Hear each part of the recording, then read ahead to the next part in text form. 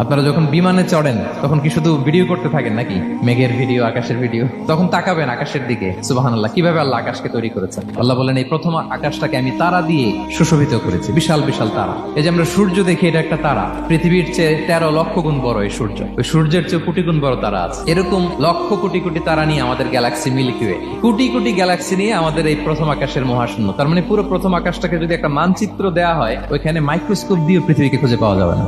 বিষ্ণু ইসলাম বলেন, দ্বিতীয় আকাশের তুলনায় প্রথম আকাশটা কত ছোট শোনো।